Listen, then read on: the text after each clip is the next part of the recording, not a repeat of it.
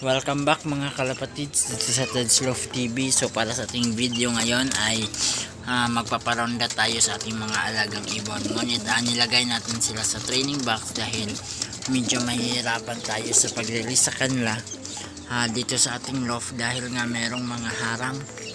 So mahihirapan tayo sa pag-release. So ilagay muna natin sa training box at nasa ganun ay maiparonda natin ng sabay-sabay. Okay, so let's go!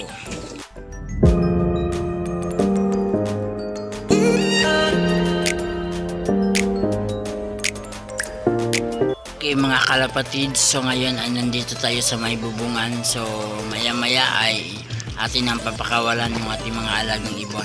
So sa mga nagtatanong kung bakit nilagay pa natin sila sa training box, ay isa rin to sa paraan ng sa ganun ay hindi sila maninibago pagdating sa loading o di kaya pagdating sa basketing, ay hindi sila maninibago sa training box. So ngayon ay medyo ating pang maintindihan kung bakit sila nag-aaway at parang di sila mapakali dahil nga kasalukuyan pa tayong nagtitrain sa kanila sa loob ng training box.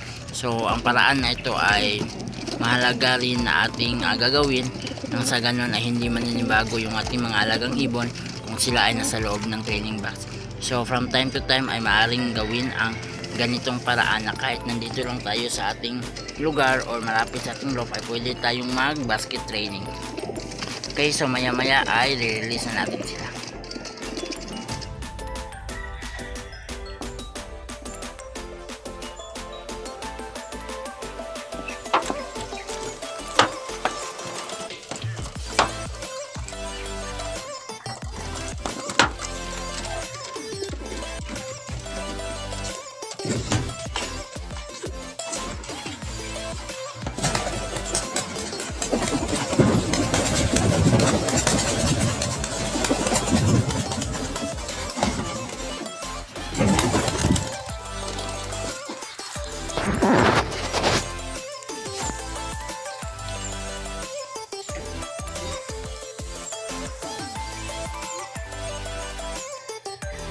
Okay mga kalapatids, ito yung ating mga alagang ibon. So kasalukuyan silang nagwatak-watak.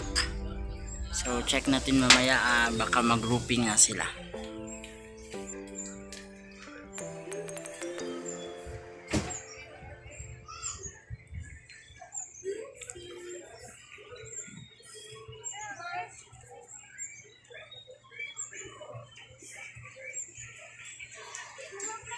Okay mga kalapatid, so ito yung ating mga alagang ibon.